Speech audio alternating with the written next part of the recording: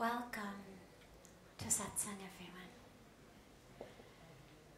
I'm gonna begin this evening with a question we didn't have time to take yesterday. And then I'll open it up to any questions that anyone here may have. Yes.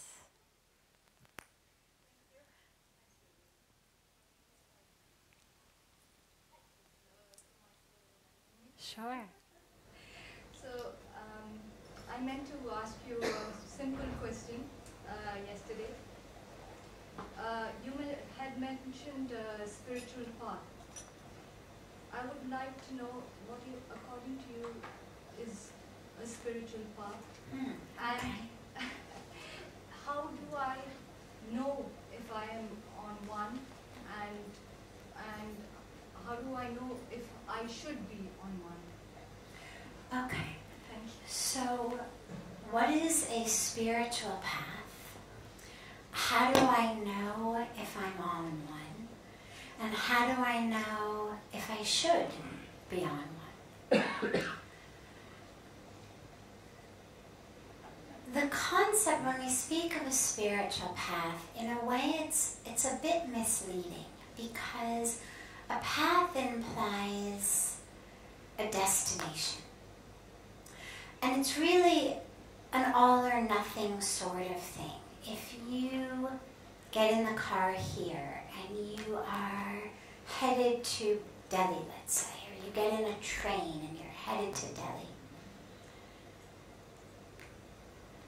well, getting half of the way to Delhi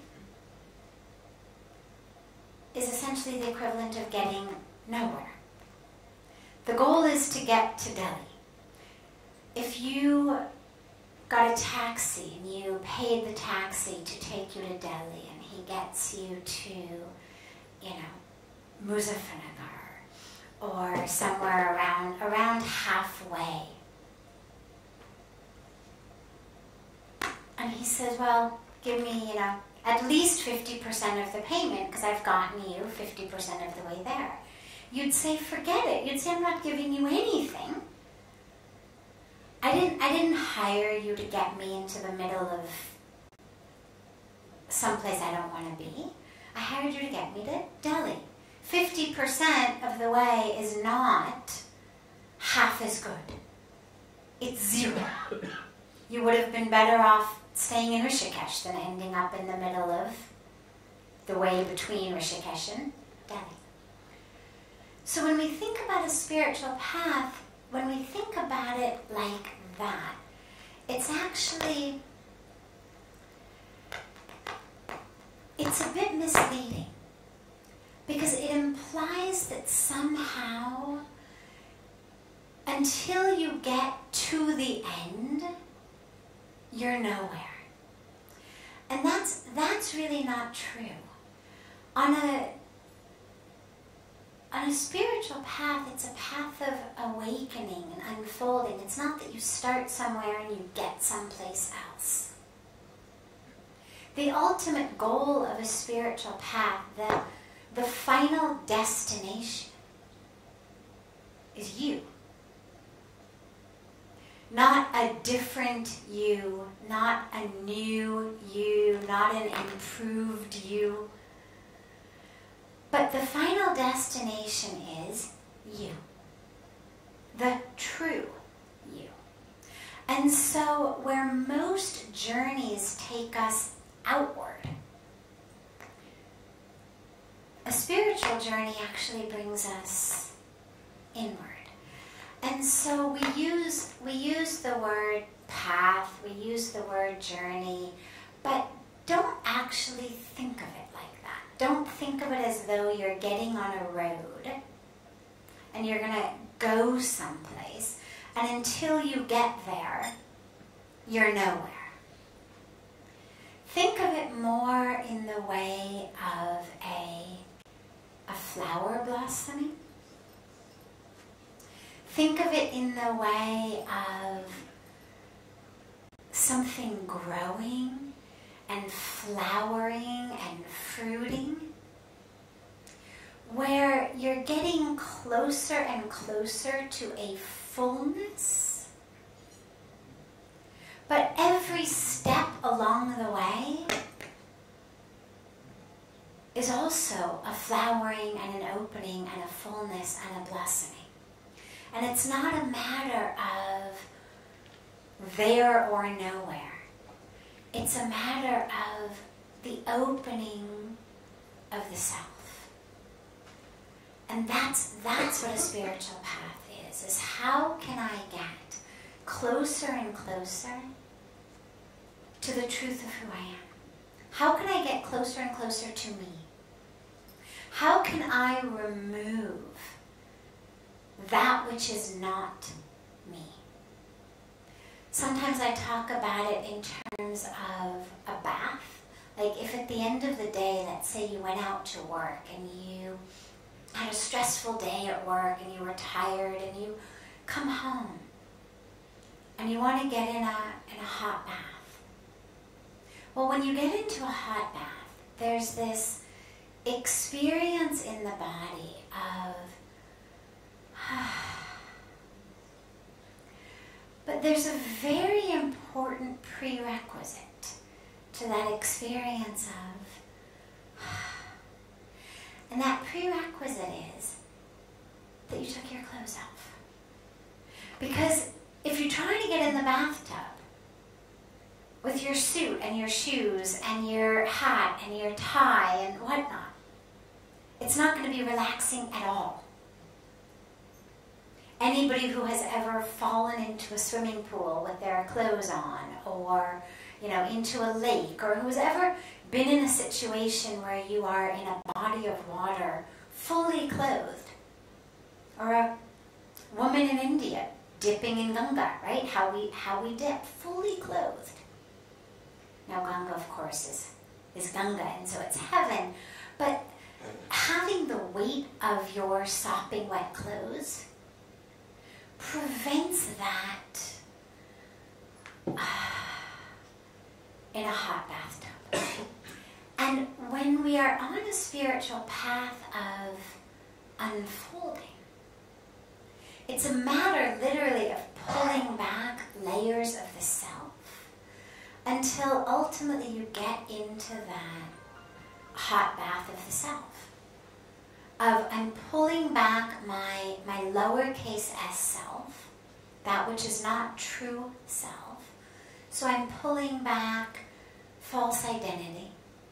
I'm pulling back grudges. I'm pulling back attachments. I'm pulling back ego. I'm pulling back unfulfilled expectations. I'm pulling back relationship identities. I'm pulling back all of the ways in which I judge myself, either positively or negatively, either way.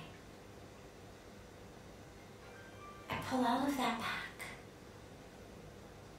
And I actually finally experience the truth of who we are.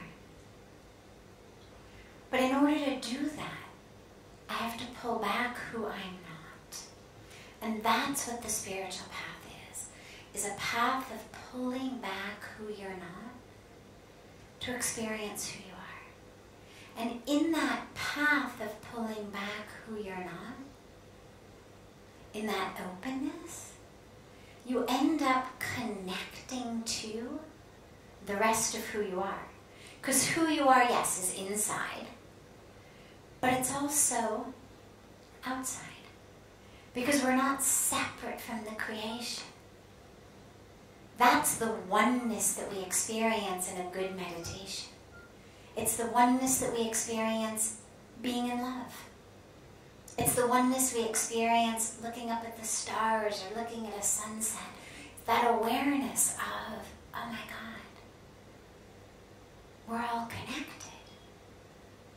And so, as I pull back the layers of what I'm not that's keeping me from experiencing who I am inside, the who I am inside connects to who I am outside. And then the experience of who I am becomes more and more expansive, more and more full. So that's how you could think about a path. How do you know if you're on it, and how do you know if you need to be on it? Well, the second question is easier. If you ever find yourself reacting from a place of anger, from a place of ego, from a place of fear, from a place of stress, from a place of separation. If you ever find yourself reacting to a person or a situation of, that's mine, that's not yours, or how dare you, or that's not fair, or but you promised, or who do you think you are, or don't you know who I am? Either way, in any of these and dozens of other possible scenarios, if you ever find any of those reactions coming out of you, you know you need a spiritual path.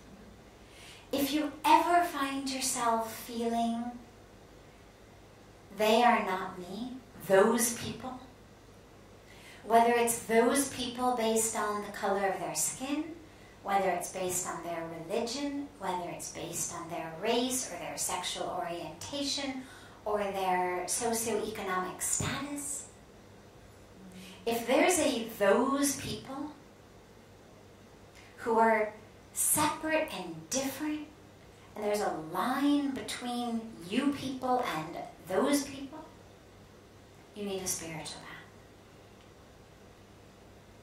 But that's not a bad thing. It's a fantastic thing. Because if we weren't on a spiritual path, our lives would be very, very shallow. The spiritual path is the path that connects us to the depth, to the truth. The spiritual path is literally saying yes to you, but a capital Y you. A you that includes all. And how do you know if you're on it? Well, it's a choice you have to make. Nobody else can put you on a spiritual path. It's not like you wake up one day and you find yourself sort of inadvertently having stumbled onto a spiritual path, not having meant to do it, not having been interested in it.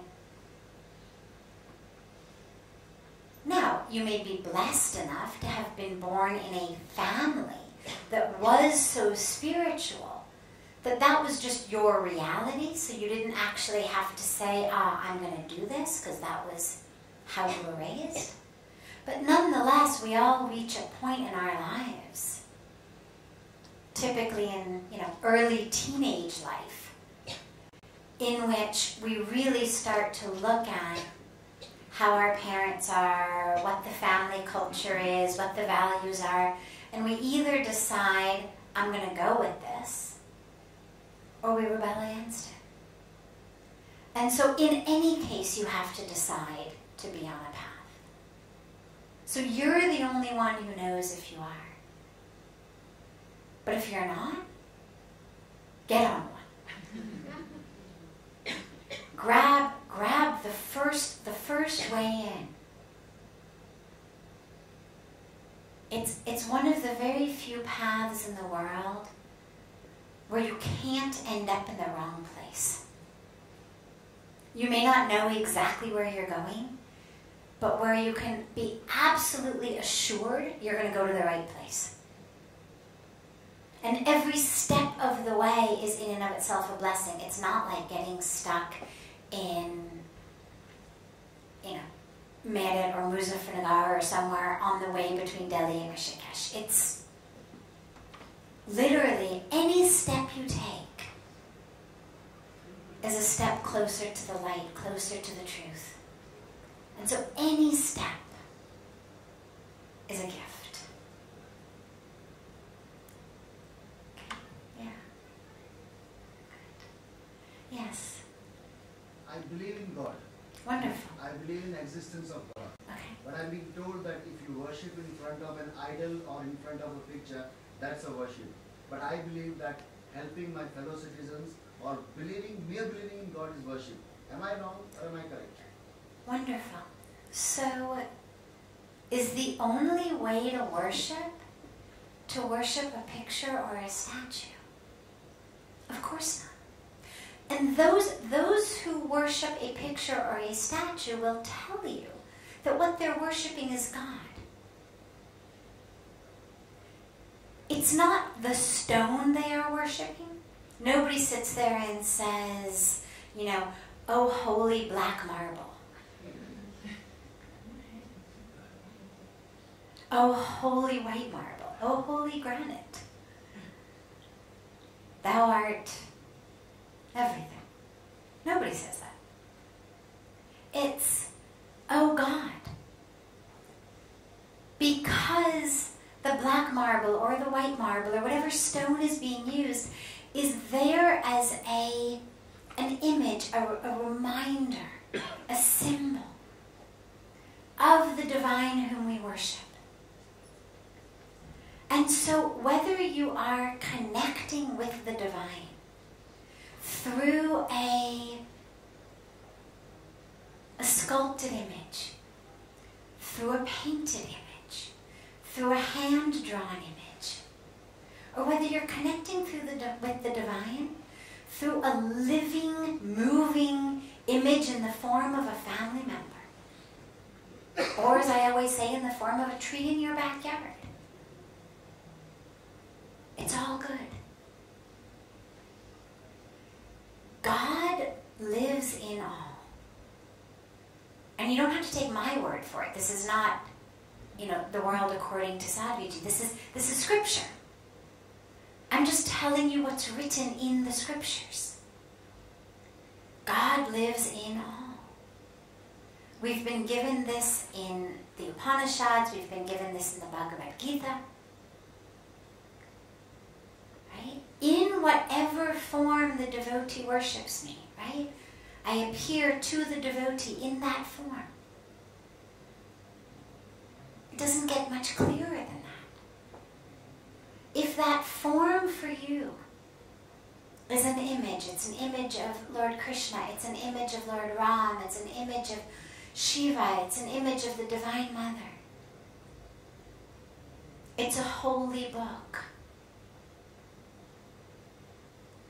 It's Om.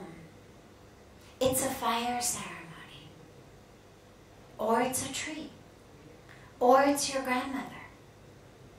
Or it's all the poor people in your village. Or it's humanity. It's Mother Ganga.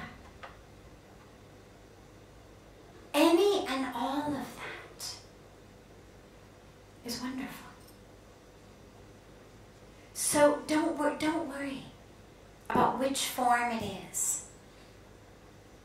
Just connect with God. And even those who are worshiping God in the form of an image or a picture also are aware that God they worship, or they should be aware, that the God they're worshiping in the temple lives everywhere. Puja Swamiji always says, you need to see the one you worship in your corner, in every corner. Whomever it is, whatever form of the divine you are worshiping in a corner of your house, in that mandir you've built, well, you need to see that form of the divine in every corner of the globe. And so if you want to bypass the first phase of the worship in the corner, no problem.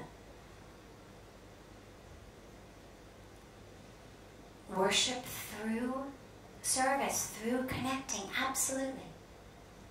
That's beautiful. No problem with that at all. Yes? I have been always trying to do meditation, but I am unable to focus it.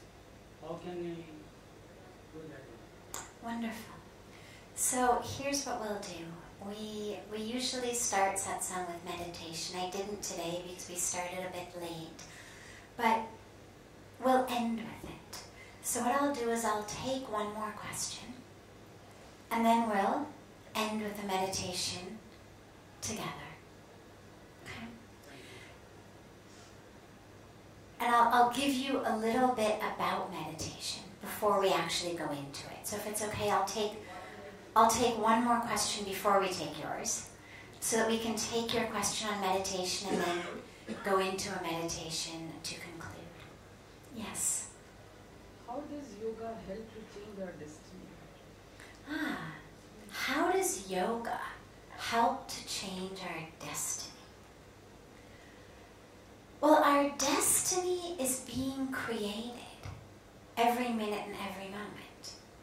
And so when you speak about your karma creating your destiny, which is typically what we talk about when we speak about the law of karma, that is true.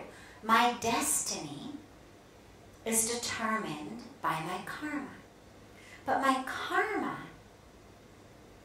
includes not just what I've done in a past life or what I've done much, much earlier in this life. It includes pretty much every moment up until right now where my karma is bearing fruit.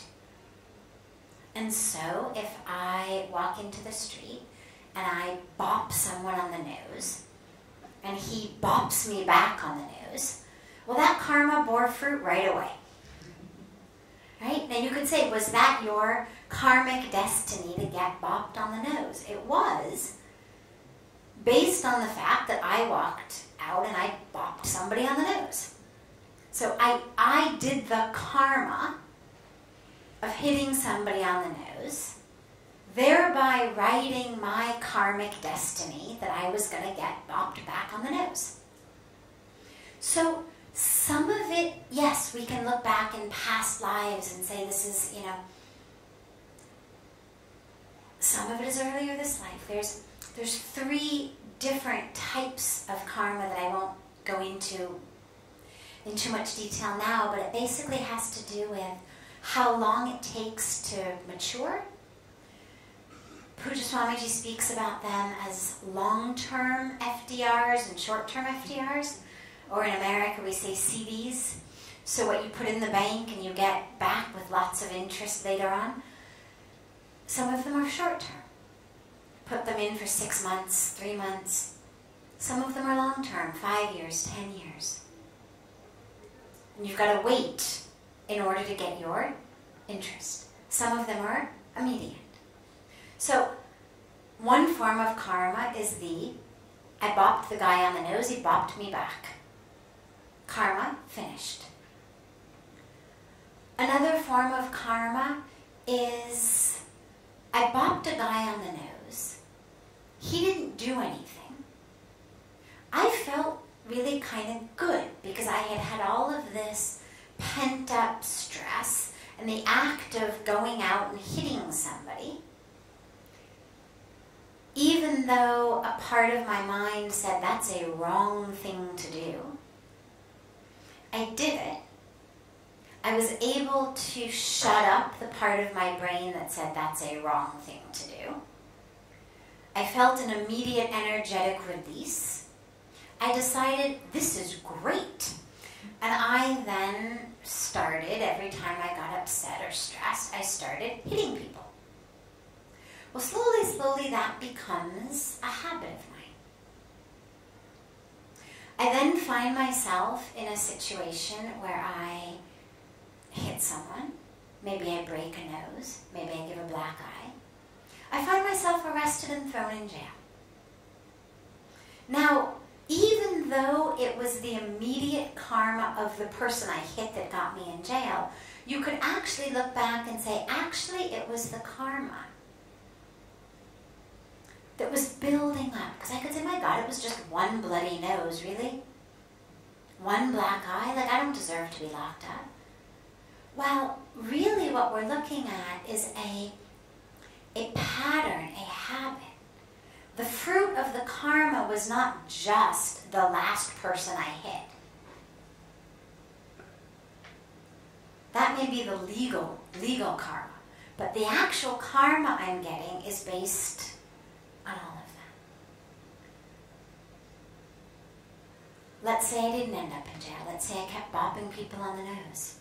Well, I die eventually.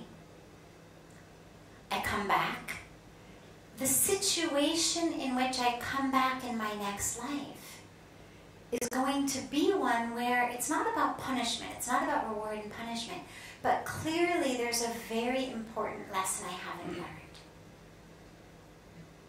about self-management.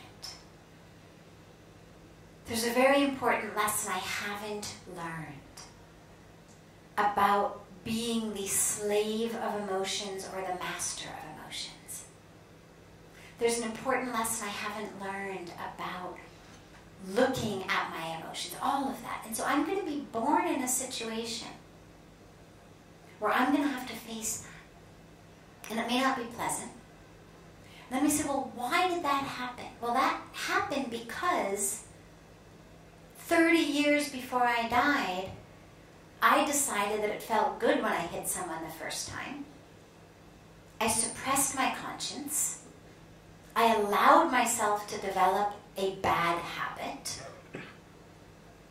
And the universe, with ultimately my awakening as the highest goal, is going to now throw me into a situation where I have no option but to come face to face with it. Short term, medium term, long term. Yoga changes how we think about ourselves and how we live. Yoga changes what we do and who we are. And so, since it changes how I think, it changes how I live, it changes my values. Long before I get into a practice of asana, if you look at the 8 limbs of yoga that Patanjali gave us, the founder of yoga, you can say, well, the first 2 limbs are the yamas and niyamas, the do's and don'ts. You could call them really a 10 commandments of a righteous life. So even if I don't do I don't go beyond those. If I simply incorporate the yamas and the niyamas in my life, non-violence, truthfulness, non-stealing, this is what they're rooted in. How I am with the world, how I am with myself. Purity, right? All of these virtues. When I bring those into my life, then I now have a higher priority, a higher mechanism that's determining my habits. And therefore, what I do will change. And therefore, the fruit of the karma I'm going to get will change. So for example, if I'm living a life of yoga, and I go out and bop somebody, and then I'm sitting in yoga the next day, and my yoga teacher's talking about the first yama of ahimsa, non-violence, I'm going to feel pretty crummy. Oh my God, I hit somebody. And I'm going to repent. And chances are I'm not going to do it again. That the next time I'm about to think about hitting somebody, I'm going to say, oh no, wait. And if I find that I can't stop hitting people, that I'm really a slave of my anger, well then the practices of yoga, because the yamas and the niyamas give us how we should be. But then the higher practices actually give us the experience of how to get there. And so, okay, I may not necessarily be able to incorporate it all in the beginning. But then when I practice sincerely the other limbs, I have the experience of changing who I am. Literally. Through asana, through pranayama, and then of course through the higher stages. So who I am changes, therefore what I do changes, therefore my destiny changes. So yoga changes everything. Yeah, of course. Okay, meditation. So, as you said, you have a hard time focusing. We all do.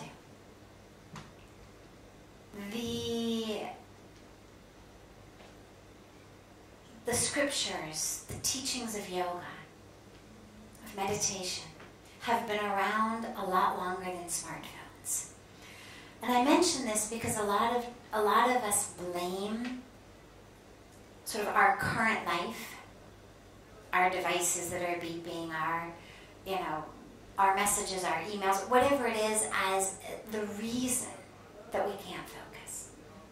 Whereas all that is a new form of distraction.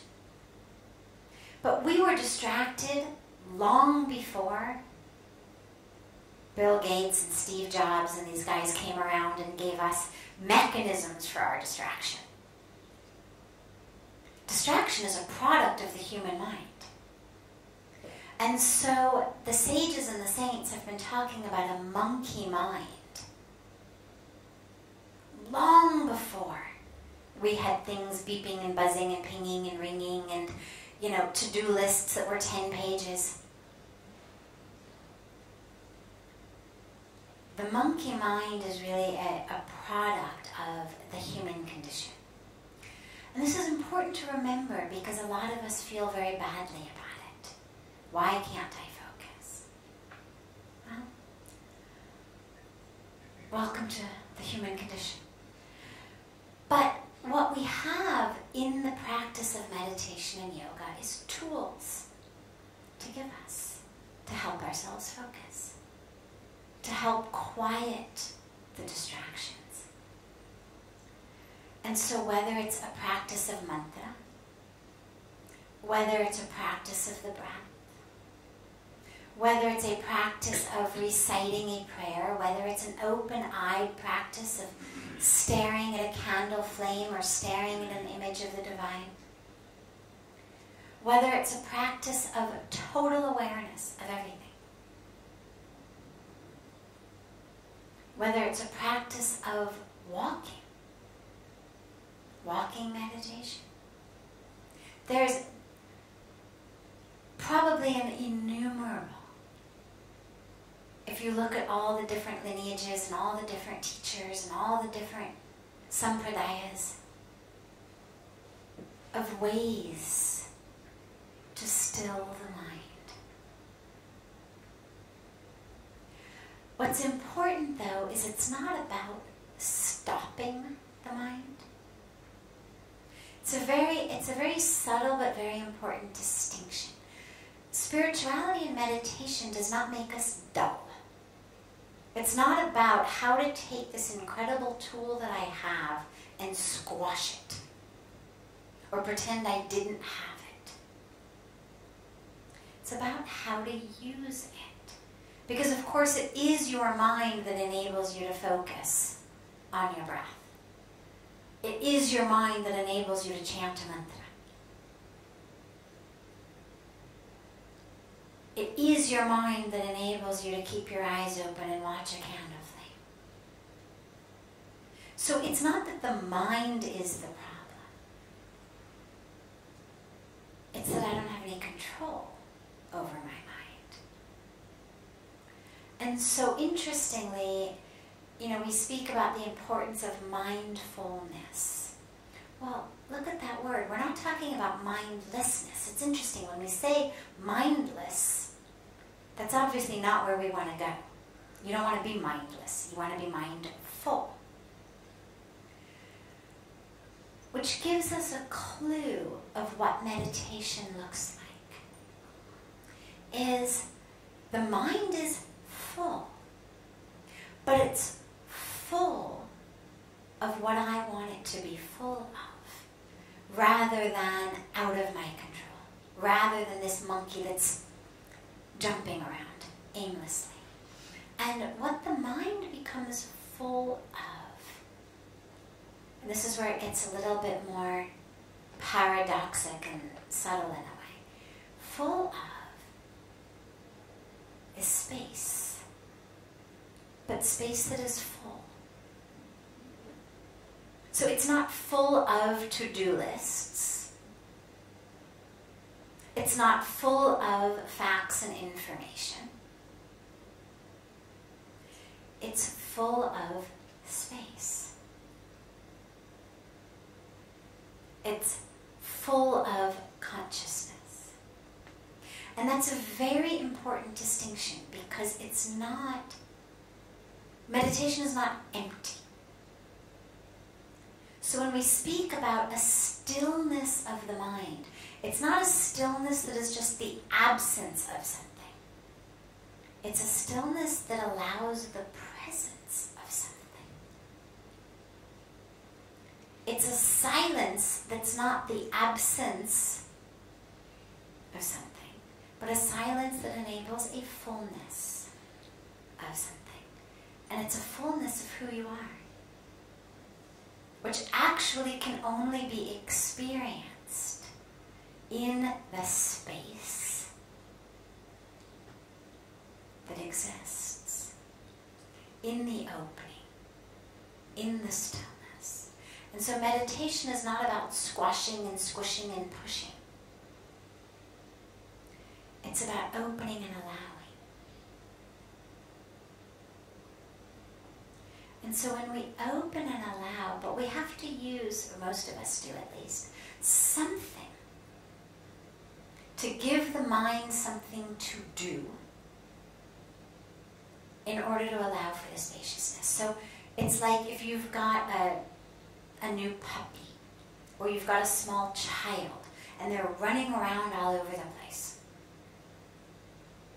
It's very, very difficult to say, sit and stay still. So instead, you give them something to do. You give your puppy something to play with. You give your child something to play with. You give them something to keep them occupied. In the same way, the thinking mind needs something to stay occupied. And in that way, anything will do, as long as it's one thing. So a word, a phrase, a prayer, an image.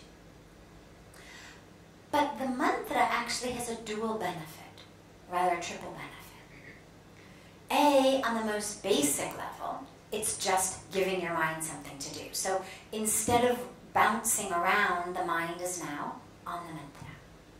But a mantra is much more powerful than just something for the mind to do. The mantras actually are a sacred science. And the mantra becomes really, for me, on a very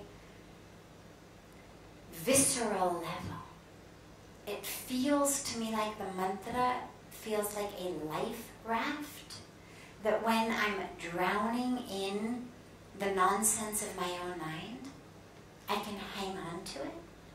And it literally carries me across that ocean, from contraction into spaciousness, from frenetic energy into stillness. So the mantra becomes this vehicle into where I'm going, into that experience. And so mantras are very, very, very powerful. So I would suggest a practice of meditation that includes a mantra. If you have one from a guru, nothing like it. If you have a guru but you don't have a mantra from him or her yet, ask for one. If you don't have a guru, open yourself to the possibility of having one. If you don't have a guru and you're open but one hasn't yet appeared, choose any mantra. Choose something that speaks to you. Choose something that when you chant it, you're not only chanting it with your lips, but you feel it in you. Chant that. And the breath is a very, very powerful anchor. The breath anchors us, and it grounds us, and it stills us. If you ever find yourself in a stressful situation, if you find yourself chaotic internally, bring the awareness back to your breath, and almost instantaneously, there's a grounding. Not the breath here, but the breath down here, low in the abdomen. If you're breathing deeply, low in the abdomen, you're going to be grounded. It just happens. It's physiological. There's something about bringing the breath low and bringing the awareness to it that brings about a stillness. So do a mantra, do the breath, and then just keep doing it. Yeah, it's hard to focus in the beginning, but just keep bringing the awareness back. Every time you notice that it's gone somewhere, just bring it back. Usually what most of us do is we notice it's gone somewhere, and instead of bringing the awareness back, we start to berate ourselves. Oh my God, you're stupid. Look at this. You can't even do this meditation thing. You know, you're never going to get anywhere. This spirituality thing is not for you. And, you know, where we just had a momentary thought that we ended up hooked into for a minute or 2 minutes or 8 minutes. Instead of that, we now have a total obliteration of our meditation because of how we've started yelling at ourselves. And of course, once you start yelling at yourself, then you're like, oh, forget this, might as well, you know, get up and do something. No, stay seated and do something. Stay there. And in the beginning, if you need to set an alarm, set an alarm. Ki jab tak ye alarm bajega nahi, main utunga nahi. At which point, what happens is the mind realizes it might as well quiet down. It's not going to get you up. It's not going to convince you to do breakfast. It's not going to get you on social media. It's not going to get you on the phone because you've made a commitment that you're seated, that you're not budging till that alarm goes.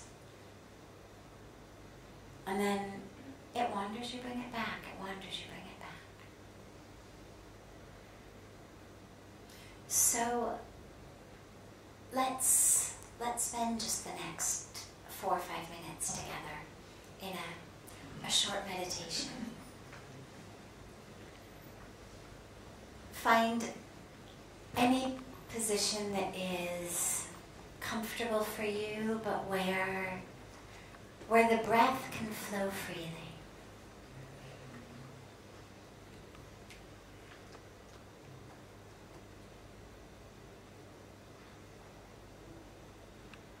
And bring the awareness to the breath.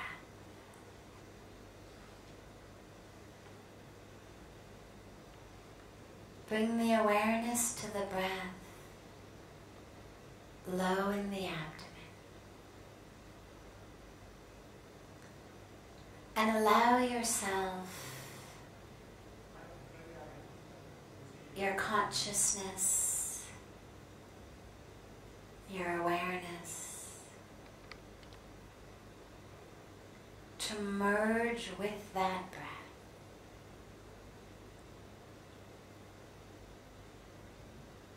As it flows in and flows out.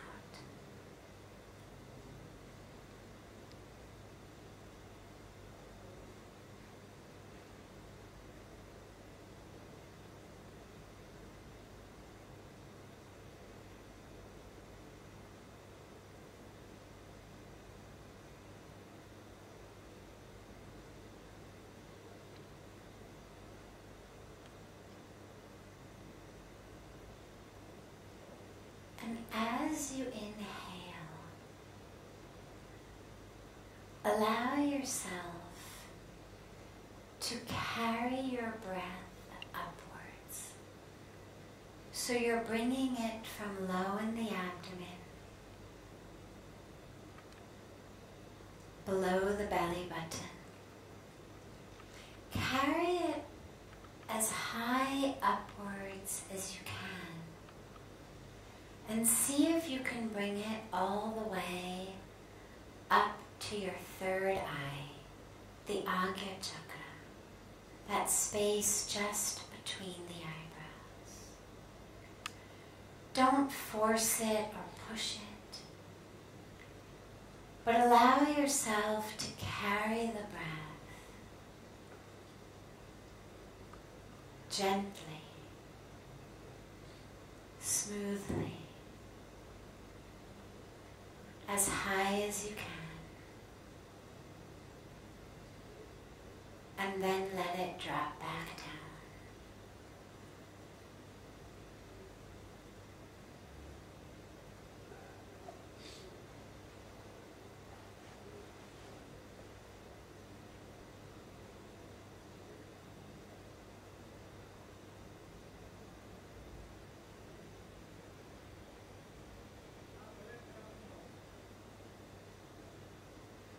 If you find the mind is wandering, you can add a simple mantra with it of Soham.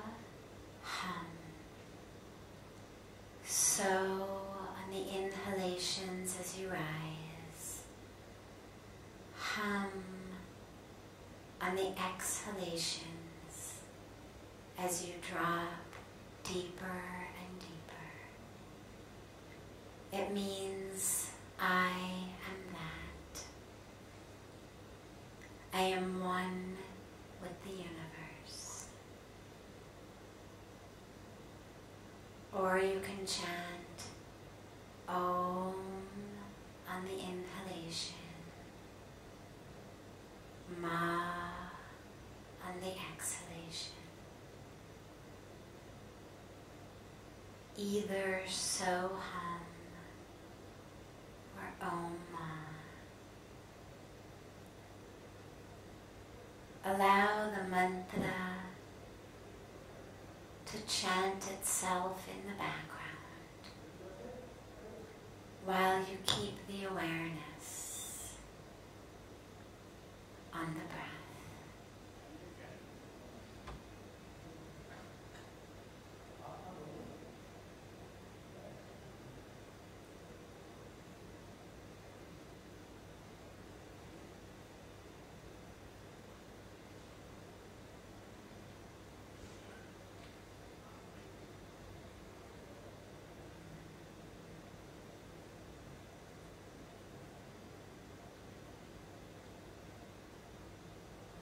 Higher and higher in the inhalations,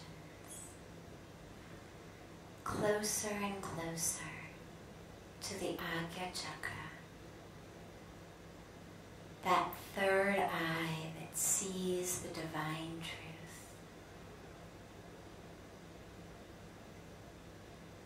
And deeper and deeper on the exhalation. Sinking deeply down into the core of the self.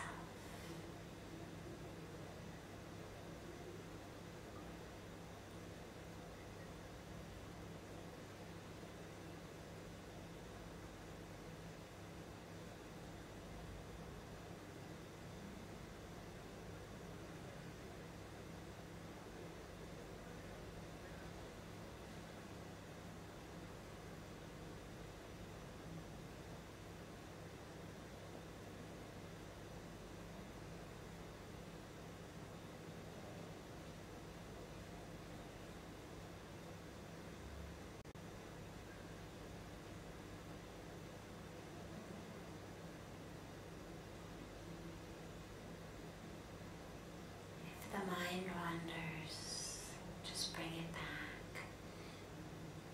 back to the breath, back to the mantra.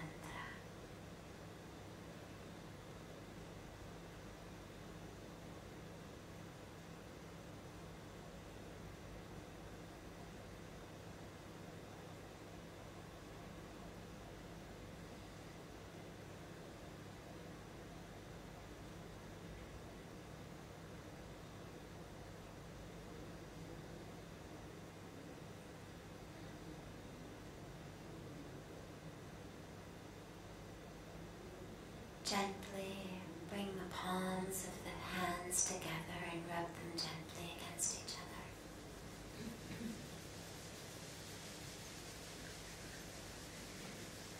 Place your palms over your closed eyes.